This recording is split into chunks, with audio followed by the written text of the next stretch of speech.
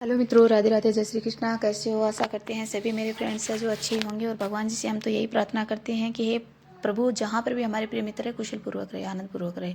तो प्यारे मित्रों, आज आपके लिए हम लेकर के आए बहुत ही सुपर डुपर सी जानकारी है, बहुत ही अच्छी सी कथा है जो आपके लिए बहुत ही अच्छी होने वाली है, भविष्य में आपके लिए बहुत ही अच्छा करने वाली है। कि आज हम बताते हैं कि मतलब भगवान शिव ने है माँ पार्वती को ये कथा सुनाई थी, तो कि मतलब स्त्रियां है जो क्यों बनाती है प्राय पुरुषों के साथ में है संबंध है। तो आज अब हम है जो इसी बारे में है जो कथा ये सुनाते हैं। इस कथा के माध्यम से कथा को ध्यान से सुनना। और जिससे पहले हम आपसे रिक्वेस्ट कर रहे हैं कि जो भी मेरे फ्रेंड्स हैं, मेरे मित्र हैं, मेरे चैनल पे नए हो, प्लीज़ तो चैनल को सब्सक्राइब जरूर कर लें, बेल आइकन का बटन जरूर दबा लें, ठीक है। तो एक बार की बात है कि जब भगवान शिव ने है जो माता पार्वती के साथ है जो कैलाश पर है जो विश्राम कर रहे थे, तब अचानक से वहीं पर है जो देव नारायण है जो ऋषि मुनि है आते हैं और आकर के है प्रणाम करते हुए कहते हैं कि हे प्रभु, हे मैं आपकी है जो मतलब सदा ही है जय जय हो, जय प्रभु करते हैं, जय है। और प्रभु, आज मैं जब है पृथ्वी लोक पर भ्रमण करने आ रहा था तो तभी मैंने है एक मतलब बहुत सारी स्त्रियों को है शिव महापुराण के जो पाठ है जो करती दिखाई दी मुझे। तो आपको मतलब जल चढ़ा रही थी। तो मतलब क्या आपकी कथा कहानी कर रही थी वो जो स्त्रियां संपूर्ण गुणों से अपनी पति चाहे रखती है, वे सभी आपको ही है जो जल चढ़ाती है। सोमवार को है उपवास तथा निर्जला व्रत करती है। कोई मतलब इसमें परम परमेश्वर के रूप मतलब में पूजती है, परम परमेश्वर में पूजती है। तो हे प्रभु, आप जैसे पति पत्नी बनकर है 7 जन्मों तक मतलब 7 जन्मों के मतलब फेरे भी लेते हैं। और एक बड़ा मतलब सत्य यह भी है कि माँ पार्वती और भगवान शिव की जोड़ी तीनों लोक में अनंत काल से है जो प्रख्यात भी है। किंतु मैंने आज जो कुछ विचित्र घटना को देखा है कि कुछ स्त्रियों को देखा जो अपने पति की आंखों में है जो धूल झोंक कर है कुछ अन्य पुरुषों के साथ में है अनैतिक संबंध बना रही थी। तो यह देख मेरे मन में विचित्र सवाल है जो उठता है। प्रभु, मैं इन्हीं प्रश्नों के उत्तर है जो जानने के लिए आपके पास है जो आया हूँ। कृपया करें और इससे भक्त की आकांक्षाओं को दूर करें। मित्रों, जब भगवान शिव कहते हैं कि हे नारद मुनि, आप अपने सवालों का जो निसंकोच होकर है मुझे कहिए और सवाल करिए, मैं आपको अवश्य ही आपकी शंकाओं का है जो निवारण करूंगा।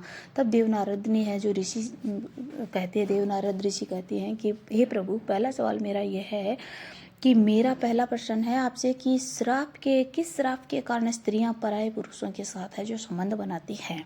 दूसरा मतलब मेरा सवाल यह है कि कि जो स्त्रियां दूसरे पुरुषों के साथ में संबंध बनाती है उनके साथ क्या होता है। और तीसरा प्रश्न ये है कि जो पत्नी को अन्य पुरुष के साथ संबंध बनाने से कौन सा पाप है जो लगता है।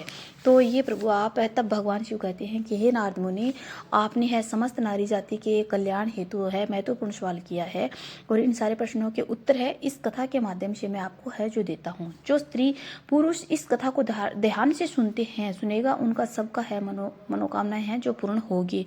तो तथा मन चाहे वर भी मिलेगा उन स्त्री को जो इस कथा का प्रचार प्रसार करेगा। उन पर मेरी दृष्टि हमेशा बनी मेरी दृष्टि बना हमेशा बनी रहेगी। तब देवनारद ऋषि कहते हैं कि हे प्रभु, मैं इस कथा का पूरा है जो सुनूंगा तथा प्रचार प्रसार भी है जो करूंगा। जब भगवान शिव कहते हैं कि ब्रह्मा जी ने है जो जब सृष्टि का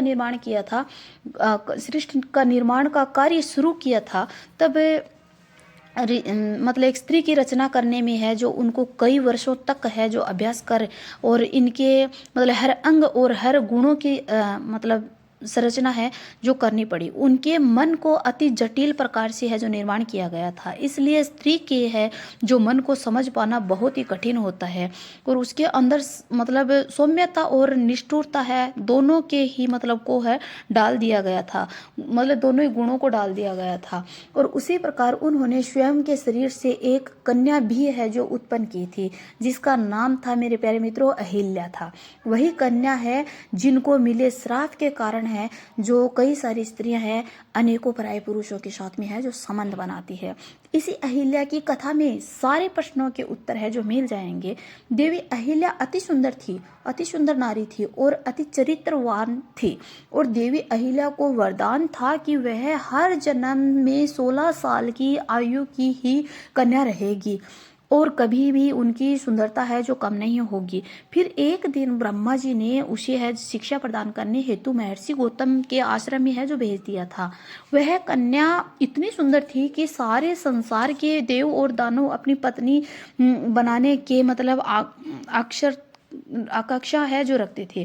किंतु जब मुनि गौतम के आश्रम में अत्यंत सुरक्षा में शिक्षा ग्रहण करने के बाद जब ऋषि गौतम ने ब्रह्मा जी के पास भेजने को कहा, तब उनके मन की जो पवित्रता को देख ब्रह्मा जी ने अहिल्या का है जो विवाह है गौतम के साथ में है करवा दिया था।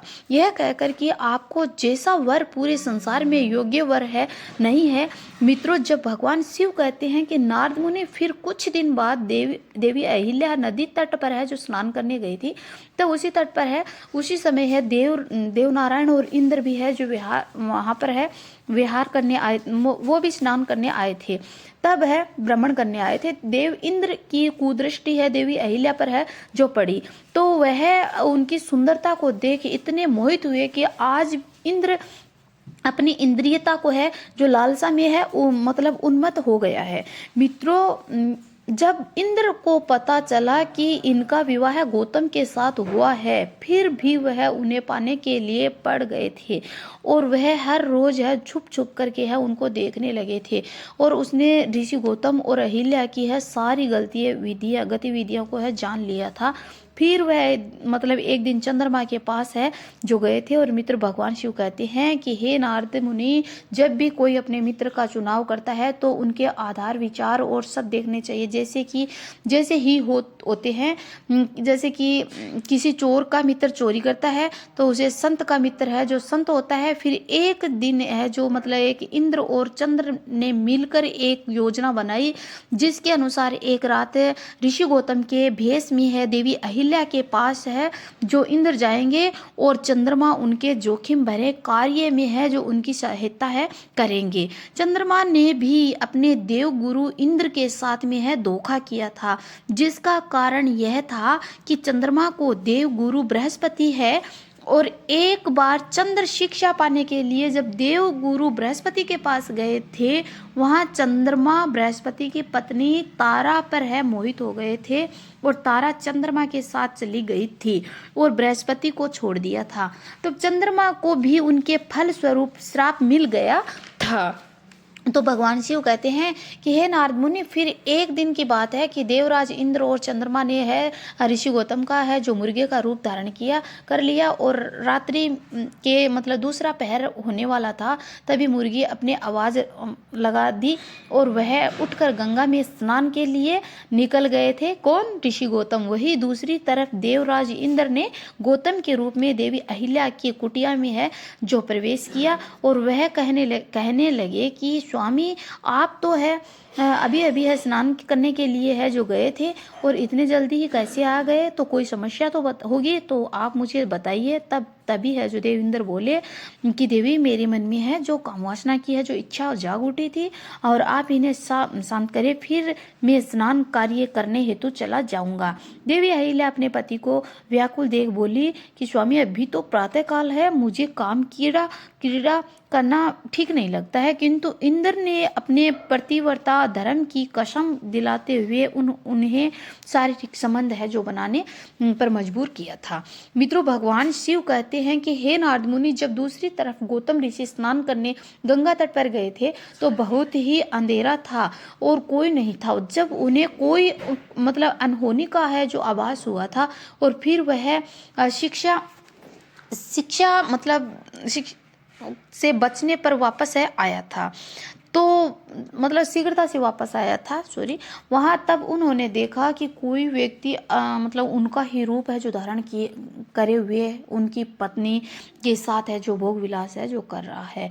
तब ऋषि गौतम को देवी अहिल्या और देवराज इंद्र को देख और मतलब इतना वो हुआ कि पूछो मत। वह अचरज में पड़ गए और शर्म के बारे में है नजर झुकाकर अपने वस्त्र पहने। और ऋषि गौतम को है जो अपनी पत्नी पर बहुत ही ज़्यादा, जो अहिल्या थी उस पर बहुत ज़्यादा गुस्सा आया था और वह बोले, हे दुष्ट नारी, आज तुमने तुम्हारा है जो पतिव्रता धर्म है जो खंडित किया है और अभी इसी क्षण त्याग देता हूँ। तुम्हें अपने पुरुष और पराये पुरुष में कोई भेदभाव नजर नहीं आया। तुम देवी होकर भी है जो ऐसे कार्य करती हो।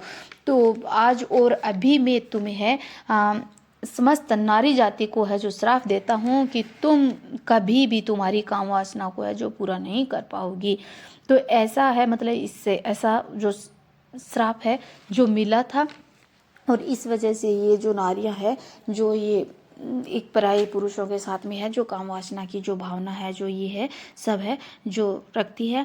और मित्रों आगे का भाग है हम जो आपको है बाद में बताएंगे। अभी लेते हैं विराम, वीडियो को देते हैं। और राधे राधे, जय श्री कृष्णा। आपको समझ आ ही गया होगा कि स्त्रियां पराये पुरुषों के साथ में संबंध क्यों बनाती है, किस वजह से बनाती है, कि ये किसी श्राप की वजह से है जो बनाती है, जो ऋषि गौतम ने अहिल्या को दिया था। इस वजह से सारी समस्त नारी जाति को मिला था इसलिए।